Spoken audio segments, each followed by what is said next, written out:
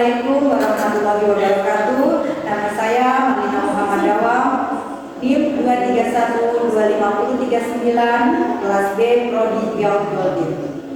Hari ini saya akan menyelesaikan tugas mata kuliah analisis kebutuhan perkembangan anak usia dini yang diampu oleh dosen Samsul Bahri Mamoto, SPD, MBD, dengan judul Analisis Psikologi Perkembangan Sosial Emosional Anak Usia Dini. Perkembangan sosial emosional anak usia dini merupakan fondasi penting bagi perkembangan kepribadian dan kemampuan bersosialisasi di masa mendatang. Dimensi perkembangan sosial melingkup interaksi, kerjasama, empati, dan lain sebagainya.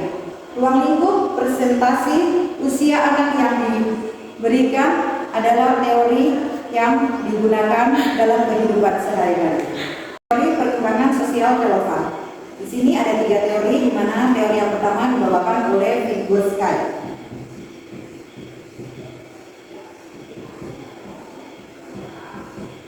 Kemudian teori Erikson,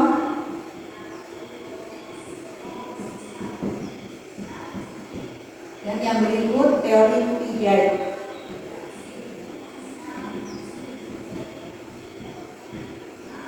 Dari ketiga teori itu, yang pertama adalah teori Vygotsky. Teori Vygotsky merupakan teori interaksi sosial dan budaya dalam perkembangan kognitif anak. Dan anak-anak belajar berinteraksi dengan orang dewasa dan teman sebaya yang lebih berpengalaman. Kemudian teori Erikson. Teori Erikson memperkenalkan perkembangan psikososial yang berfokus pada bagaimana interaksi sosial dan budaya membentuk kepribadian seseorang sepanjang hidup. Kemudian teori Piaget. Teori perkembangan kognitif berfokus bagaimana anak-anak berkembang, membangun rasa percaya diri mereka dengan dunia yang berproses melalui proses kognitif. Aspek-aspek perkembangan sosial. Yang pertama, aspek-aspek perkembangan sosial ada 5. Yang pertama yaitu interaksi sosial.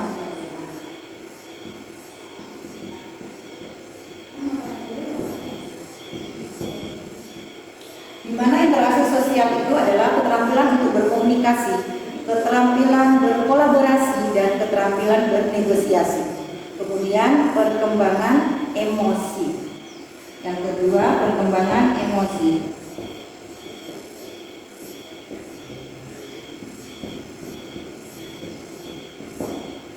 Perkembangan emosi mencakup pengenalan emosi, empati, dan regulasi emosi itu sendiri. Yang ketiga, perkembangan moral. Yang ketiga, perkembangan moral. Di sini perkembangan moral itu mencakup pengaruh prososial. Yang kemudian, yang kedua adalah konsep benar dan salah, serta nilai-nilai moral itu sendiri. Kemudian kita masuk ke aspek yang keempat, yaitu perkembangan identitas. Perkembangan identitas. Di sini perkembangan identitas itu mencakup identitas diri, peran sosial, serta kepercayaan diri. Dan next kita masuk ke perkembangan hubungan sosial. Yang kelima, perkembangan hubungan sosial. Perkembangan hubungan sosial itu mencakup persahabatan, kekeluargaan, dan komunikasi dengan sesama atau sebaya. Selain dari aspek-aspek perkembangan tadi, ada faktor-faktor yang mempengaruhi perkembangan sosial anak usia dini. Yang pertama adalah faktor internal.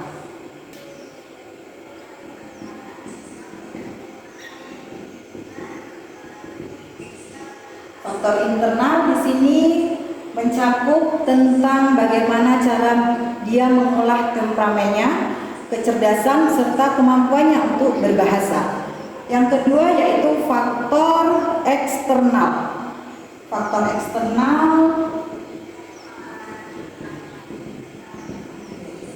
Faktor eksternal di sini yang berpengaruh adalah keluarga, teman sebaya, serta lingkungan dan budaya di mana anak tersebut tinggal.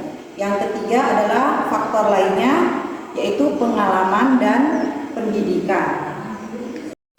Pengaruh perkembangan sosial terhadap perkembangan lain yang bisa didapat oleh anak usia dini yaitu adalah hubungan perkembangan sosial dengan aspek perkembangan lainnya, antara lain yaitu perkembangan sosial dan kognitifnya, serta perkembangan sosial dan emosionalnya. Yang ketiga, perkembangan sosial dan bahasanya. Sehingga bisa disimpulkan di sini bahwa semua aspek perkembangan anak-anak itu mencakup lingkungan, emosinya, dan lingkungan.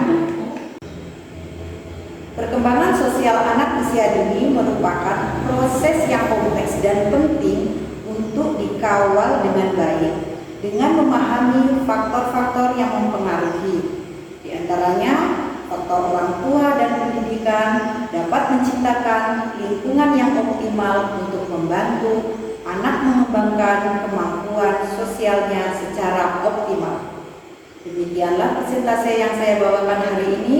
Semoga bisa bermanfaat. Assalamualaikum warahmatullahi wabarakatuh.